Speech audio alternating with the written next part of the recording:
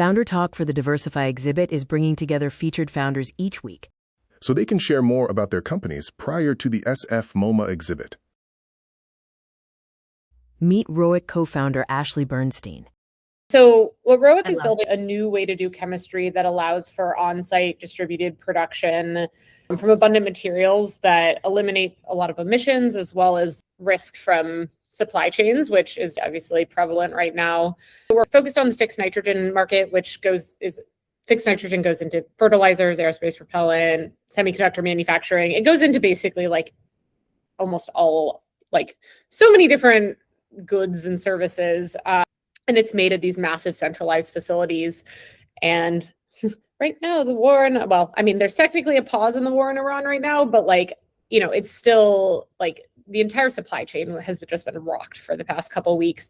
And this isn't the first time that's happened. The war in Ukraine also did the same thing to supply chains. And all of this is really because these markets are heavily dependent on fossil fuels. And that drives existential risk for downstream users who need these as part of like their day-to-day operations. What we're doing is actually building on-site modular reactors that create that fixed nitrogen on-site from just air and electricity. We can do it at small scale and still break the economics of current markets. So, we're seeing our modeling is showing up to 86% reduction in emissions, 80% reduction in hazardous transport and storage. And depending on the end use market, we can get up to 97% cost reductions relative to market prices. Right now, technically our platform can apply to the entire $6 trillion chemical industry. We're focused on fixed nitrogen and in particular aerospace propulsion right now. Main reason being that aerospace propulsion has very wonderful economics for an early stage startup. Most end users use a couple of tons per year and they pay hundreds of thousands of dollars per ton. It means that we can actually generate meaningful revenue while still at a very small scale. Also, it helps that there's only one provider in the US that has to be subsidized by the federal government for national security reasons, and their plant blew up last year. So it's a very interesting market the more we dig into it, and it perfectly kind of matches our growth trajectory because we can satisfy the demand for test facilities with just our pilot device. Even when we get to only a demonstration scale, that's actually the size of facility that NASA uses. Their individual launch facilities use what our demonstration scale is sized to produce. It naturally scales with us while we get up to a full demonstration scale. And at that point, we reach the unit economics that make more sense for commodity chemicals. If we want to get into the actual how the technology works, we just flow air through, the air we're breathing through our reactor. We use precisely tuned electric fields to break bonds apart, and that allows reactions to happen. So it's very simple, and that software layer allows us to move across markets because it's really just about tuning the frequency and voltage, and the reactions happen.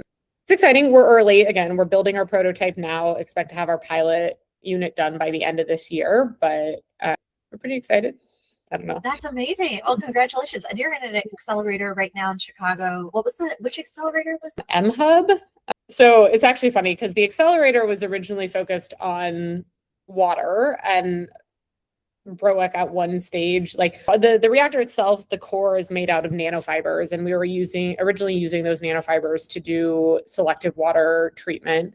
And then we realized it could be so much bigger than that. And so we've now pivoted into this chemical reactor business. We have a lot of interest from DARPA and ARPA-E in terms of our technology. We're actually waiting on an $8 million DARPA grant, which the program manager explicitly encouraged us to apply. We are optimistic, but obviously there's never guarantees when it comes to non-dilutive funding. But we should find out in the next month or so. So I'm not checking my spam inbox every single day. No, or have a special alert on. Yeah, I don't have nightmares or dreams about this. It's fine. No. Totally normal and understandable. Yeah, totally normal. I love it. Is there anything else you wanted to share with the founders? I find it fascinating to really hear from you, like what it's all about. I mean, I love learning from other people. I would love to learn about other people's businesses, especially if you are working in hardware, climate, chemicals, like come talk to me. Also for any of the other founders, if you are in climate, come talk to me because I host a East Bay Climate Happy Hour every month and we highlight a different founder every month. And so I'm always looking for people to come talk, tell their story. It's a casual environment, so it's not you don't have to prepare anything. I love it. I love it. And do you have like a calendar on Luma or online anywhere for those? Or is it more just reach out to you direct? I create the event every 2 weeks before it happens. So we don't actually have a specific calendar, but it's the first Thursday every month at Temescal Brewing. It's Perfect. It's one of those things. If you want to come as a participant, I love show up. If you want to speak, let me know so that I can put you on that calendar. Oh my gosh, it's awesome. I love that. Join us in May at the SF MoMA Diversify Female Founders in Focus. rsvpluma.com/diversify-sfmom. Meet the founders and find you next investment opportunity.